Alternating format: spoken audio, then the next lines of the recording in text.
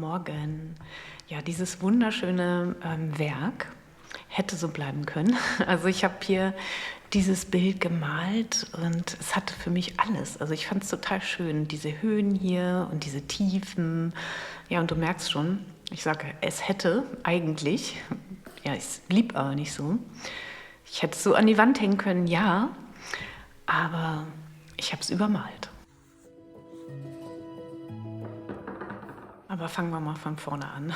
Also ich habe wieder ganz normal angefangen. Wieder wunderbare Methoden genommen, um überhaupt in Kontakt zu treten mit dem Material. Also es fügte sich gleich sehr, sehr schön, also es fühlte sich gleich gut an. Ja, so wie du es ja auch schon oft gesehen hast in meinen Videos oder gehört hast. Wahrscheinlich habe ich auch schon oft darüber erzählt, wie ich überhaupt in einen künstlerischen Prozess eintrete und Kontakt mit dem Material aufnehme, mit mir aufnehme.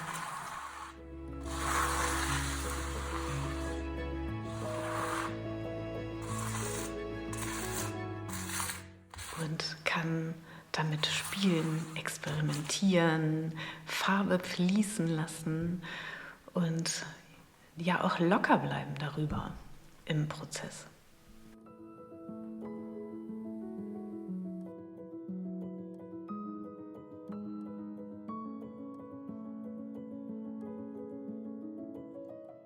Oder auch die Momente genießen beim Zuschauen.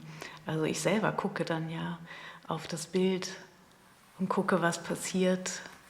Und das kann manchmal total gut laufen und sehr viel Spaß machen. Und ja, es läuft einfach, also der Prozess läuft einfach prima. Und dann ist alles gut und man ist ganz zufrieden mit sich und allem, was so gerade da ist. Aber es kann eben auch ganz anders laufen und plötzlich gefällt einem das alles gar nicht mehr. Und ja, dann kommt man an so Momente, wo man ja aufgeben möchte, also wo sich alles schwer anfühlt und eben nicht mehr gut läuft. Und was macht man dann? Also gibt man dann auf? Macht man weiter? Probiert man, experimentiert man, genießt man einfach nur den Moment und lässt es dann so stehen. Also bei diesem Werk war alles dabei. Also viele, viele Schlössermomente. Also ich hatte hier auch das alles so abstrakt landschaftlich gesehen. Und das war wie Wälder und Türme und ja, total schön. Es war so schon toll und man hätte es so schon stehen lassen können, für sich wirken lassen können auch. Also ganz minimalistisch, schwarz-weiß im Prinzip. Also es ist zwar noch ein Braun drin, also es ist ein warmer Ton entstanden und auch so hätte das schon an die Wand gekonnt. Also klar. Und auch hier hätte ich aufhören können, ja, hätte ich schon machen können. Aber trotzdem bin ich ja mitten im Prozess. Und wann steige ich eigentlich aus? Also es ist ja immer wieder eine Frage. Und schauen wir mal, was ich noch so weiter gemacht habe hier.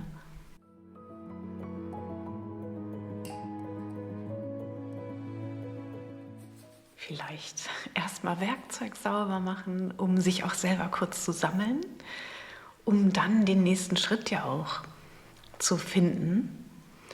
Und man denkt dann auch einfach nicht mit dem Kopf, also man fühlt das.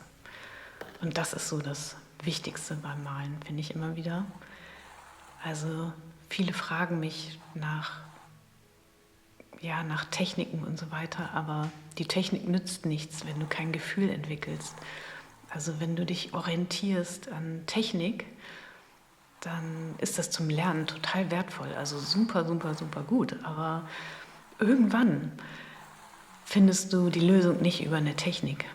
Dann musst du ausprobieren, obwohl du die Technik kennst und vielleicht variieren und Risiken eingehen. Also was man als Künstler für Risiken eingeht im Prinzip, das sieht kaum jemand. Es sieht keiner, der am Ende das fertige Bild sieht, weiß gar nicht, was da alles drin steckt.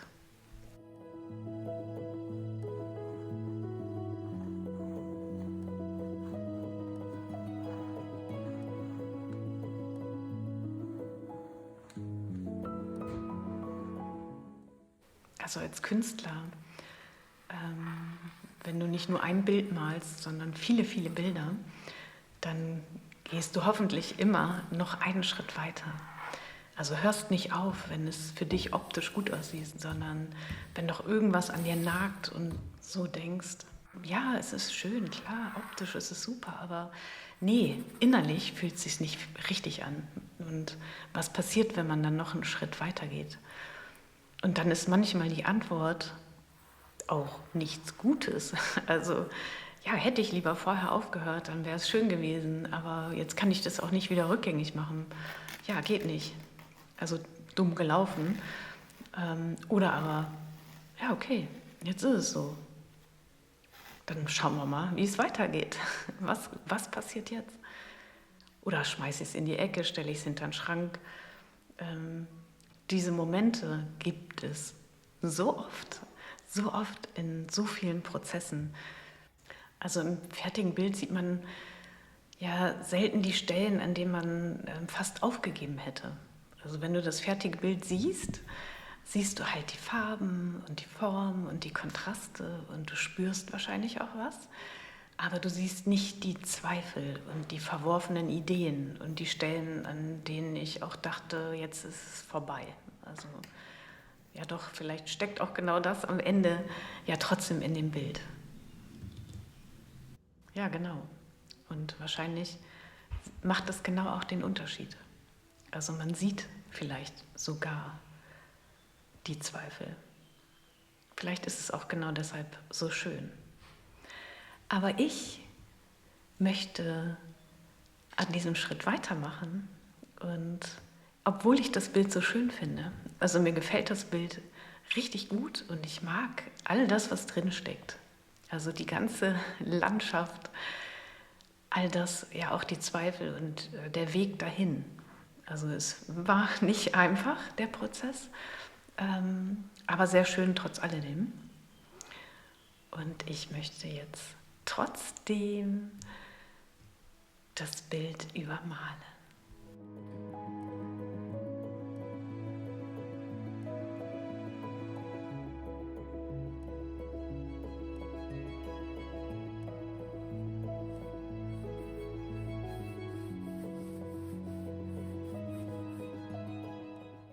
Und auch in diesen Momenten weiß ich natürlich nicht, ist das jetzt richtig, was ich tue? Es sagt mir ja niemand. Ich weiß auch nicht, wie es am Ende aussehen wird. Keine Ahnung. Vielleicht ist es auch ein Fehler. Werde ich wissen, wenn es fertig ist. Aber auf jeden Fall fühlt es sich gerade richtig an. Und das ist doch das Schöne an der Malerei. Also das ist doch das, was ich immer wieder auch mit dir teilen möchte, dass es am Ende nicht auf das Ergebnis optisch ankommt. Ja, orientiere dich nicht an anderen. Ah, die anderen malen viel schöner womöglich. Und du zweifelst dann an deinem Ergebnis. Das ist ganz traurig, finde ich. Sondern guck doch einfach, was steckt noch in dir. Also ich hatte diesen richtigen Moment gefunden, wo ich an das Bild gehen konnte. Also es hatte einen Moment noch gedauert und es hat einen Moment noch gestanden und es hat einfach auch noch einen Moment an mir genagt, weil es eben noch nicht fertig war, obwohl es ja doch stimmig war, aber für mich eben nicht. Und da auf das eigene Gefühl hören und gucken, was sagt mir das jetzt noch, was will ich hier noch sagen und ja, was sage ich hier überhaupt, was rede ich mit dir hier? Ja, ich freue mich so, dass ihr da seid und dass ich das auch mit euch teilen kann, eben nicht so, jetzt hier machen wir noch das so und das so, sondern ja, genau diese schwierigen Momente. Und hätte ich es nicht gemacht, wäre es nicht so geworden. Und ja, ich freue mich, es war ein befreiender Moment für mich. Es war sehr schön und der Moment stimmig und es hat viel Freude gemacht. Und wenn du das ganze Video sehen willst, abonniere am besten den Newsletter von mir. Da kriegst du immer Bescheid über Materiallisten, ab jetzt zumindest. Und auch, das wird es hoffentlich schon als Kurs geben und wenn nicht, dann wird es bald kommen. Also dann wirst du den ganzen Prozess auch sehen können, alles, was da drin steckt in diesem Werk, also von A bis Z, teile ich das liebend gerne mit dir. Wie gesagt, schau unter das Video in die Kommentare, da wirst du dann immer auch einen Link finden, wie du zu allen weiteren Dingen von mir kommst. Also schön, dass du hier bist. Danke, dass ihr mich begleitet, mich immer wieder unterstützt in allem, was ich tue, auch in Veränderungen hier. Hier wird es sicherlich auch immer mal wieder eine Veränderung geben. Und dass ihr das mittragt und mich dabei unterstützt, dass das hier weiter funktionieren kann. Dafür danke ich euch. Also hab einen ganz schönen Sonntag. Genieße deine Freiheit, die du auf der Leinwand ausleben kannst. Also, mach's gut. Tschüss. Beim Schreiben des Buches habe ich gemerkt, wie schwer es ist, einen Prozess zu beschreiben, der sich ja während des Malens oft gar nicht logisch angefühlt hat. Aber im Nachhinein ergibt eben auch alles Sinn, aber währenddessen eben halt nicht. Da gibt es diese Umwege, diese Momente, in denen man ja auch nicht weiter weiß und Stellen, die man mag und trotzdem verändert. Und manchmal ja sogar Bilder, die man eigentlich schön findet und trotzdem übermalt. Also vielleicht gehört genau das alles dazu. Und vielleicht entsteht ein Bild nicht nur durch Farben und Formen, sondern eben auch durch all die Entscheidungen dazwischen. Und wie ist das jetzt bei dir? Wie ist das bei euch? Verläuft dein kreativer Prozess meistens geradlinig oder landest du oder ihr alle auch regelmäßig in Sackgassen? Ich bin gespannt. Ich freue mich wie immer auf eure Kommentare.